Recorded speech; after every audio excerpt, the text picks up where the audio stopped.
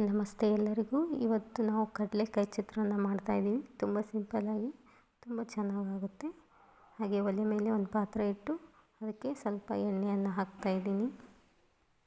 ಎಣ್ಣೆ ಕಾದ ನಂತರ ಜೀರಿಗೆ ಸಾಸಿವೆಯನ್ನು ಹಾಕ್ಕೊಳ್ಳೋಣ. ಸ್ವಲ್ಪ ಕರಿಬೇವಿನ ಸೊಪ್ಪನ್ನು ಹಾಕ್ಕೊಳ್ಳೋಣ, 1-2 ಎಲೆಯಷ್ಟು. ಈಗ ಕಡಲೆಕಾಯನ್ನು ಹಾಕ್ಕೊಳ್ಳೋಣ. ಹಾಗೆ ಶೇಂಗಾನು ಅಂತಾರೆ ಇದಕ್ಕೆ, ಶೇಂಗಾ ಬೀಜ ಕೂಡ ಹಾಕ್ಕೊಳ್ಳೋಣ. ಹಾಕ್ಕೊಂಡು ಸ್ವಲ್ಪ ಹೊತ್ತು ಹುರ್ಕೊಳ್ಳೋಣ. ಹುರ್ಕೊಂಡ ನಂತರ ಉಳ್ಳಾಗಡ್ಡಿಯನ್ನು ಹಾಕ್ಕೊಳ್ಳೋಣ.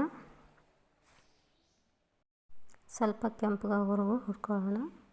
ನಾವು ಒಂದು ಉಳ್ಳಾಗಡ್ಡಿ ತೊಗೊಂಡಿನಿ ಇಲ್ಲಿ, ಮೀಡಿಯಮ್ ಸೈಜು. ಹಾಗೆ ಒಂದು 4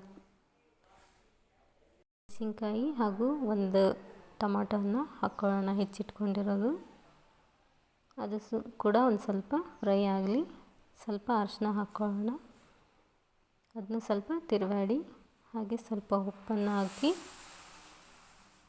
ಒಂದು ಅರ್ಧ ಹೋಳು ನಿಂಬೆಹಣ್ಣನ್ನು ಹಾಕಿ, ಹುಳಿ ಬೇಕಾದರೆ ಹಾಕಿ, ಇಲ್ಲದಿದ್ದರೆ ಟಮಾಟಿಯಲ್ಲಿ ಹುಳಿ ಇರುತ್ತಲ್ಲ ಅಷ್ಟೇ ಸಾಕು. ಈಗ ಬಿಸಿಯನ್ನು ಮಾಡಿಟ್ಕೊಂಡಿದ್ದೀನಿ. ಅನ್ನವನ್ನು ಆ ಹುಳಿಗೆ ಹಾಕ್ಕೊಳ್ಳೋಣ, ಚಿತ್ರಾನ್ನದ ಹುಳಿಗೆ. ಈಗ ಎಲ್ಲ ಅನ್ನವನ್ನು ಹಾಕ್ಕೊಂಡಿದ್ದೀನಿ. ಈಗ ಚೆನ್ನಾಗಿ ಮಿಕ್ಸ್ ಮಾಡೋಣ. ಈಗ ಎಲ್ಲ ಮಿಕ್ಸ್ ಮಾಡಿದ ನಂತರ ಈ ರೀತಿಯಾಗಿದೆ. ತುಂಬ ಚೆನ್ನಾಗಿರುತ್ತೆ, ತುಂಬ ರುಚಿಯಾಗಿ ಇರುತ್ತೆ. ನೀವು ಒಂದು ಸಲ ಟ್ರೈ ಮಾಡಿ. ಹಾಗೆ ನನ್ನ ವಿಡಿಯೋ ನೋಡಿದ್ದಕ್ಕಾಗಿ ಧನ್ಯವಾದಗಳು.